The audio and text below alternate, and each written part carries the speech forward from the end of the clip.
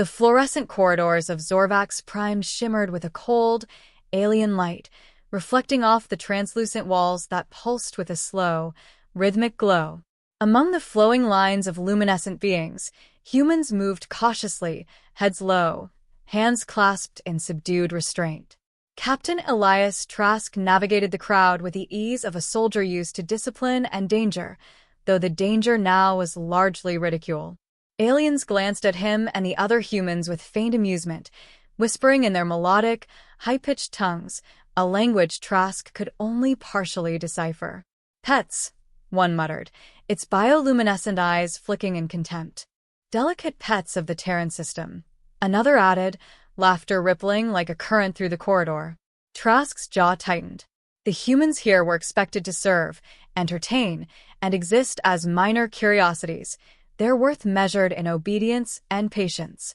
It was a role he had mastered over the past 2 years, though mastery brought no pride. The aliens believed humans were fragile, predictable, and amusingly docile, a notion that hid the quiet undercurrent of rebellion in many of them. Trask glanced at the younger humans trudging behind him, their eyes darting nervously toward the alien officials who passed, their tall forms arching with inherent superiority. A minor commotion ahead caught his attention. A canine, sleek and iridescent, snarled and snapped at a human handler, its alien master laughing loudly at the display. The handler stumbled, and instinctively, Trask stepped forward. He placed a hand on the dog's snout, feeling the tense vibration of its muscles beneath the thin skin, the raw energy of loyalty and instinct. The creature's growl subsided under the firm calm of Trask's touch, its eyes locking onto his with cautious recognition. The alien official scowled, unaccustomed to such human control over the creature. The onlookers, mostly alien veterans, murmured. A ripple of surprise passed through them, subtle but undeniable. "This is how they laugh at us," Trask muttered under his breath to a fellow human, a wiry man named Dorian who had served as his companion since their arrival. Dorian shrugged, lips twitching in the faintest hint of humor. "Let them," he said quietly. "They haven't seen a human fight for what's theirs." The words carried no bravado, only the calm assurance of men who had been underestimated all their lives. The day continued, each task assigned by alien officials designed to belittle and entertain. Humans polished floors, maintained alien machinery, and performed simple entertainment acts, all while subjected to subtle humiliation.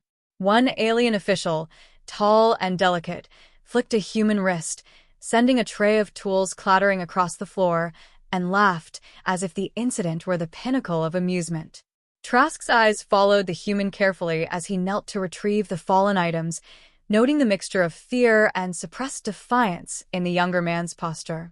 The aliens failed to notice that humans thrived in adversity, their minds constantly analyzing, anticipating, and adapting. During a break in the labor, Trask gathered a small group of humans in a secluded alcove. He leaned against the wall, voice low. "They think we are pets. They think we are weak. But every time they laugh, they forget one thing."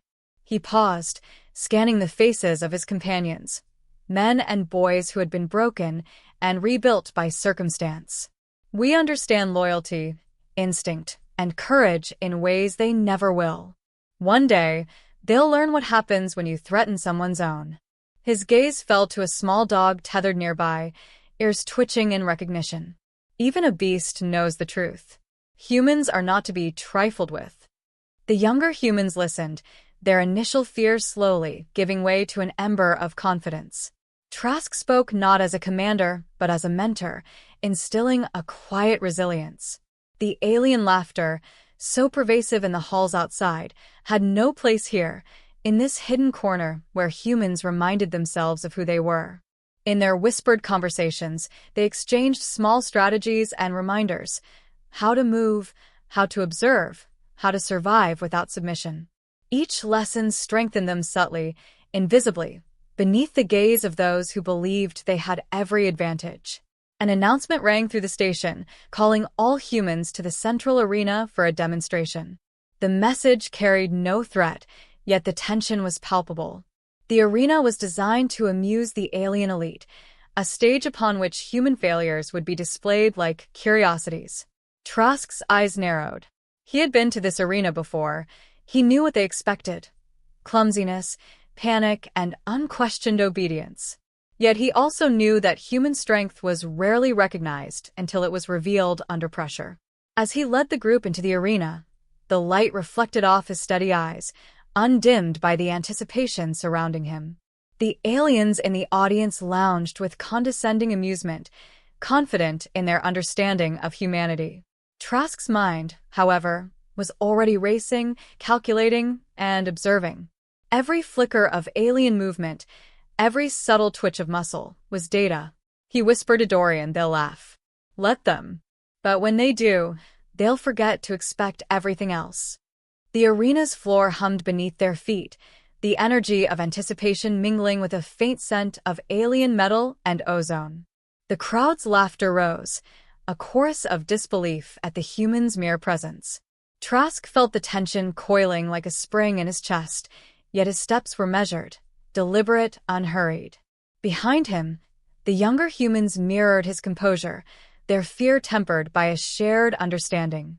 They were underestimated, yes, but underestimated was exactly where humans thrived. Trask's gaze swept the audience one last time before the demonstration began. Alien veterans watched from elevated platforms, their expressions unreadable, though a flicker of curiosity betrayed them. Somewhere in the murmured translations a phrase echoed, "They are pets, yet they endure." Trask allowed a faint smirk to touch his lips. Endurance is the first step toward revelation. And as the alien laughter swelled, filling the arena like a tide of contempt, Trask whispered to himself, "Let them laugh, they haven't seen a human yet." The arena's polished floor gleamed under the alien lights, stretching wide and unbroken, an open stage designed for ridicule. Trask's boots made no sound as he walked, each step deliberate, measured, carrying the weight of experience. Around him, the younger humans followed, their posture tentative but steady, mirroring the quiet authority he exuded. The crowd of aliens lounged on elevated platforms, their long limbs folded in disdain, their luminescent skin flickering with amusement. Every gesture, every glance, reinforced their expectation. Humans were fragile, obedient, and entertainingly predictable. An alien official stepped forward, his movements precise, almost ceremonial. In one hand he held a shimmering leash, coiled around a creature whose shape was familiar enough to terrify, the Zorvaxian warhound. Its elongated frame rippled with muscle under translucent skin, fangs glinting, eyes glowing faintly with intelligence. The official raised a single claw, signaling the humans to demonstrate obedience and control. "Show us," he intoned in the harsh cadences of the alien tongue, "that your species is worthy of observation, not laughter." Trask's lips tightened, though his voice remained calm. "Step aside," he murmured to Dorian, who inclined his head in silent understanding.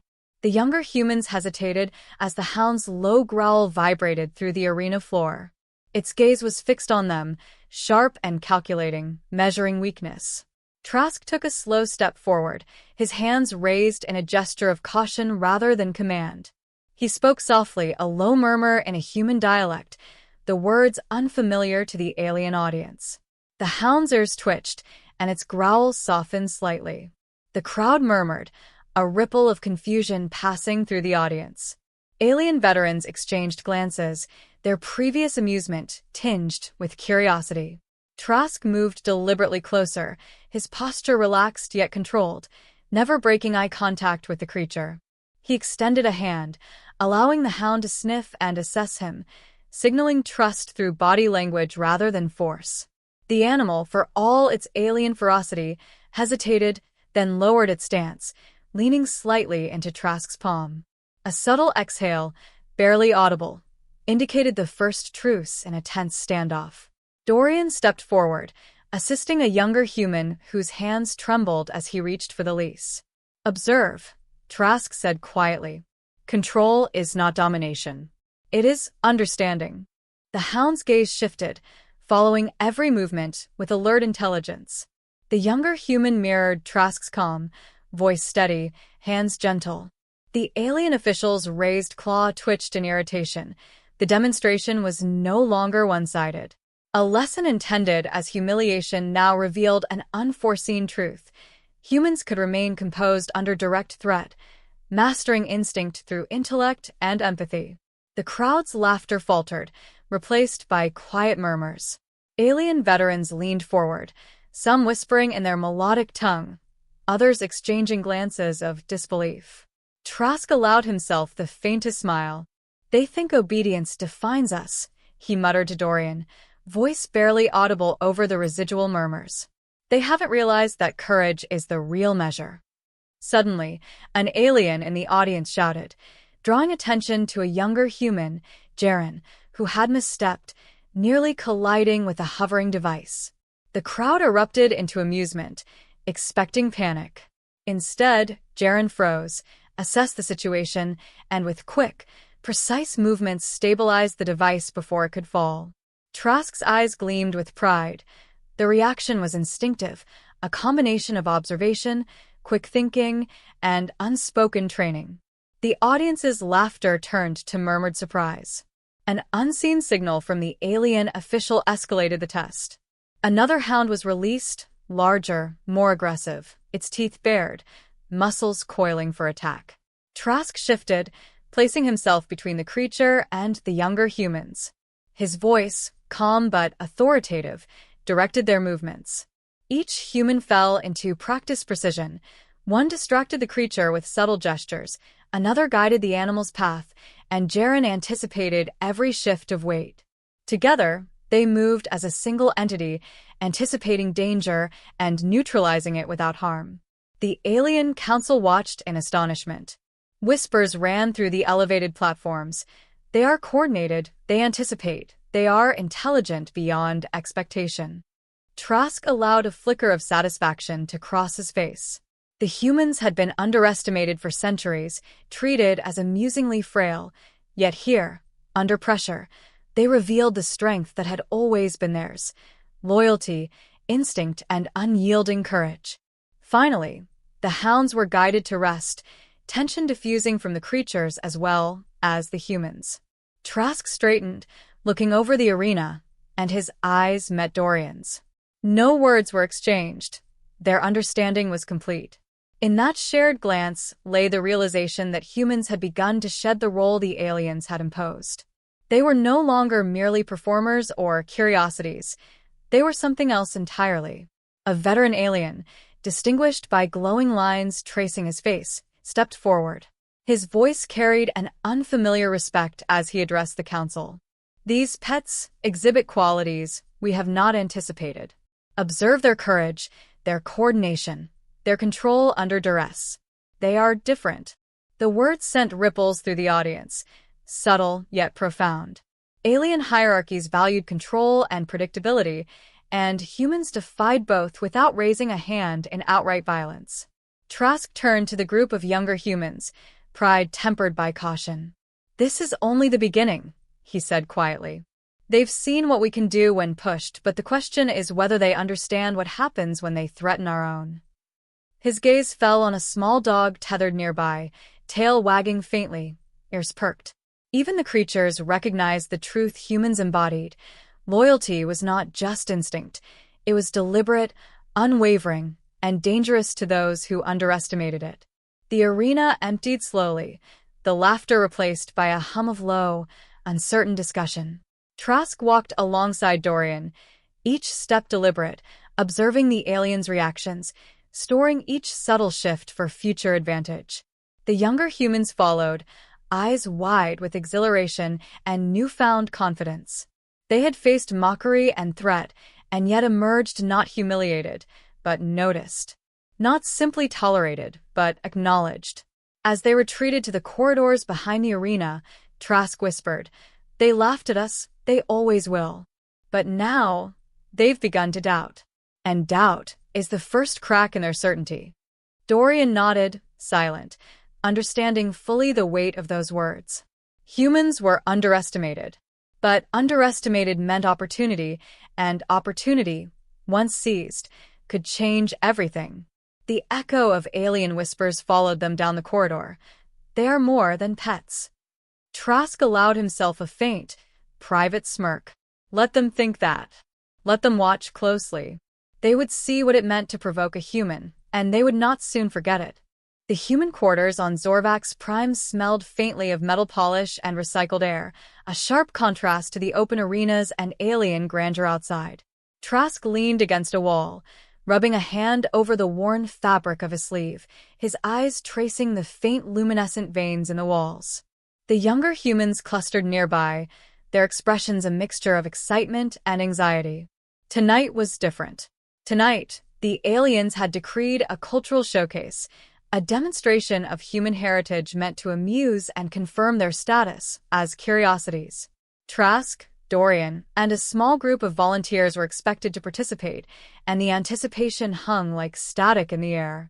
Dorian approached Trask, holding a worn notebook, its pages yellowed and filled with notes written in human script.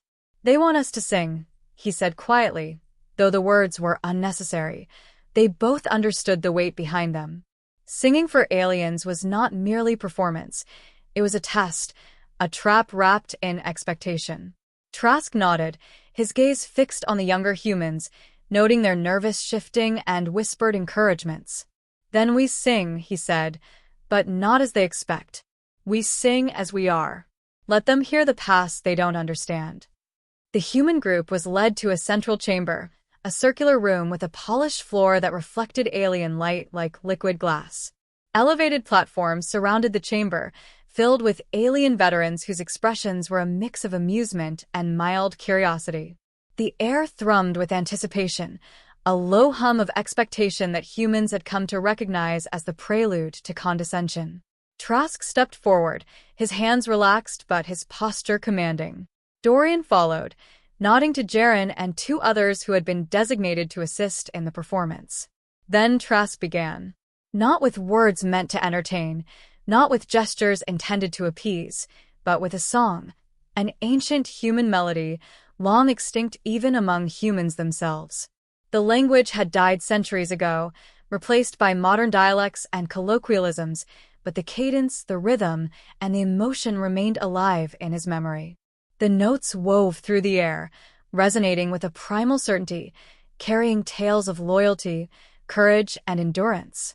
The younger humans joined, their voices harmonizing in precise, deliberate unison, each phrase a testament to a lineage the aliens could not trace or anticipate. The room fell silent. Even the hum of the chamber seemed to pause, as though the walls themselves listened. Alien veterans exchanged glances, their glowing eyes flickering with confusion.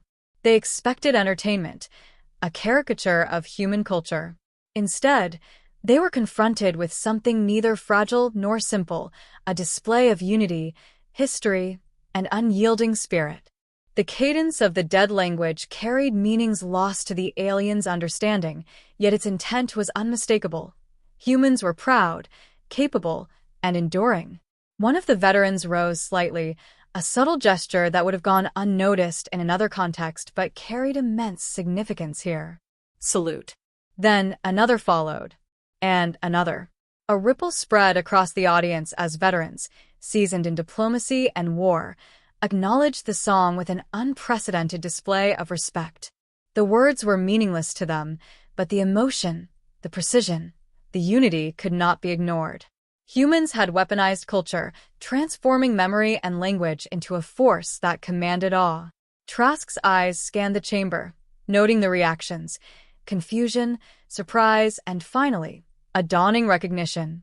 The aliens were reassessing, recalculating, struggling to reconcile centuries of assumptions with a single human performance. He whispered to Dorian, voice low but firm, "This is why they fear us when they finally understand. Not brute force, not weapons, but what we carry inside, what endures even when we are underestimated." The younger humans, initially uncertain, now sang with clarity and confidence, their voices strong and precise. Each note was a declaration. Humans were not weak, they were not trivial, and they were not to be underestimated. Even in a dead language, the message resonated: loyalty, courage, unity, traits the aliens could not fabricate or replicate.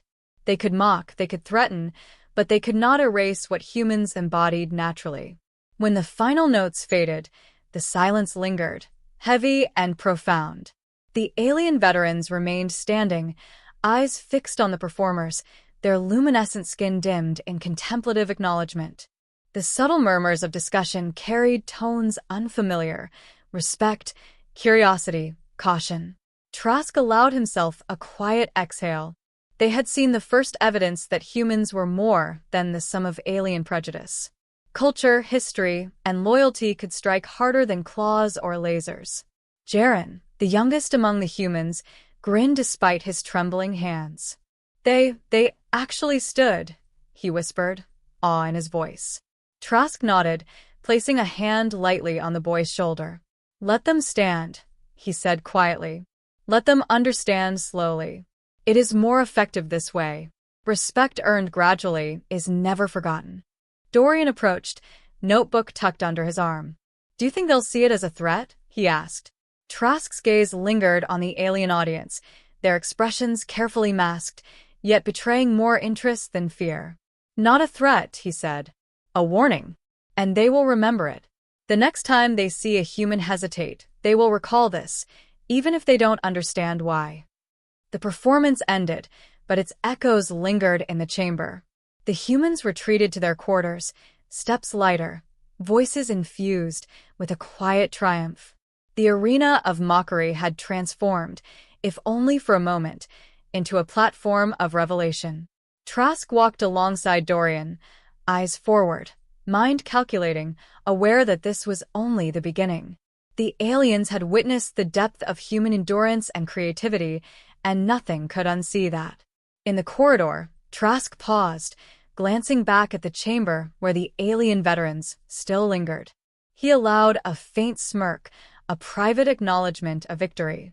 Let them talk, he whispered. Let them remember. We have begun to teach them that humans are not simply to be laughed at, they are to be respected. Dorian nodded, understanding fully the unspoken promise in Trask's words.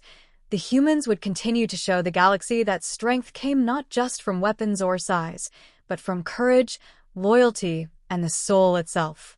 And as the corridor lights pulsed faintly in rhythm with their steps, Trask allowed himself a rare moment of satisfaction. The first ripple of recognition had been sent through the alien hierarchy, and it would grow. They had laughed at humans, mocked them, and underestimated them. But now, the laughter had been tempered with awe, and humans, as always, endured. The alarm chimed through the corridors of Zorvax Prime, sharp and insistent, slicing through the steady hum of daily routine. Trask's eyes narrowed as he exchanged a glance with Dorian. They had trained for emergencies, but this felt different. The message was clear. An alien faction had breached the outer security perimeter, intent on intimidation. Humans, as usual, were expected to cower or flee. But Trask and his group had long since shed the weight of expectation. They moved quickly, gathering in a tight formation, the younger humans following with practiced precision. The alien faction's representatives arrived first, their limbs long and angular, eyes glowing with calculated menace. They brandished weapons designed for intimidation, energy pulses coiling along the edges with lethal precision. Behind them, a pair of Zorvaxian warhounds growled low, teeth glinting, muscles taut and ready. The aliens' intent was obvious: to assert dominance, humiliate, and remind humans of their place. But Trask observed quietly, noting patterns, movements, and the spacing between the aggressors.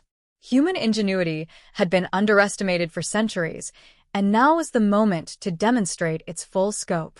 Trask stepped forward, his voice calm but authoritative, carrying over the tense silence. "Lower your weapons," he said, simple, deliberate, unthreatening. The aliens paused, incredulous at the audacity. One of the younger humans, Jaren, flinched slightly, but Trask's hand rested lightly on his shoulder, grounding him. "Observe. We control nothing with force alone," Trask murmured, eyes scanning for openings. "We control with understanding, coordination, and timing." The humans moved as one, subtle and precise. Using a combination of hand signals, body positioning, and rapid calculations, they guided the warhounds into controlled positions, directing the animals without aggression.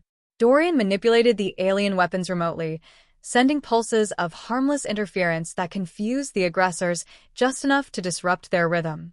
Jaren and the others moved strategically, ensuring no collateral damage while neutralizing threats. The aliens' confidence began to waver. They had anticipated fear, panic, and hesitation, but humans exhibited none.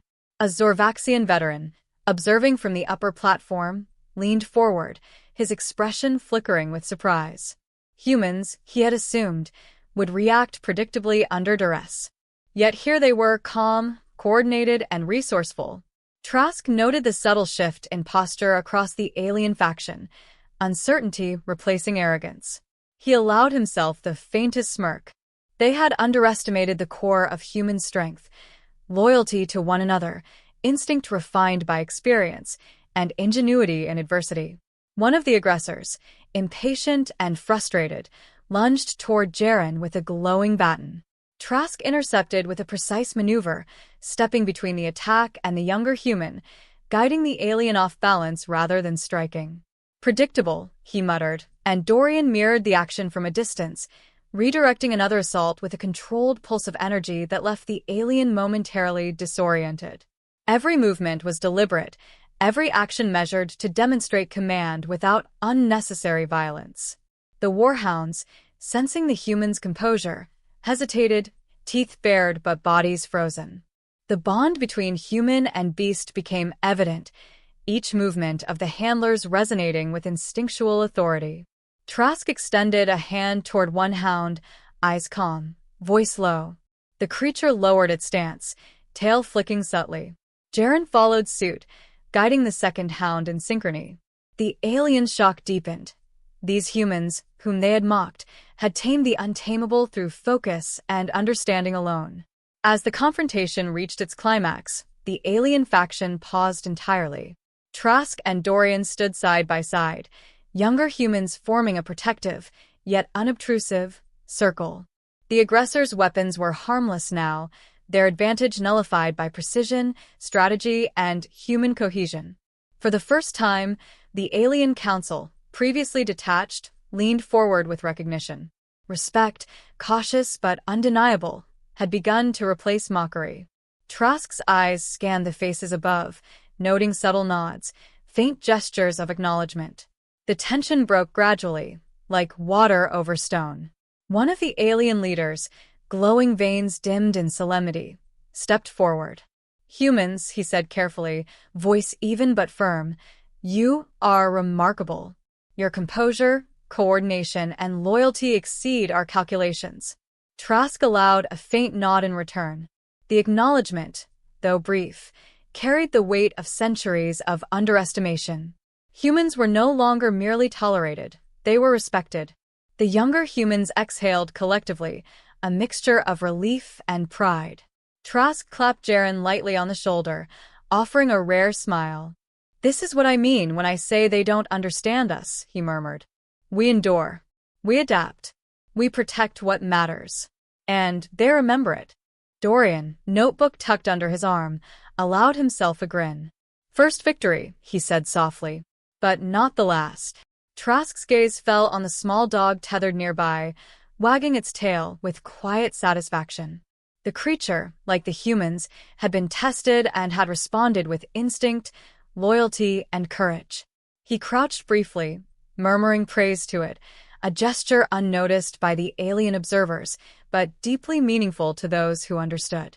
Humanity had triumphed without domination, without unnecessary violence, through intellect, unity, and the strength of spirit.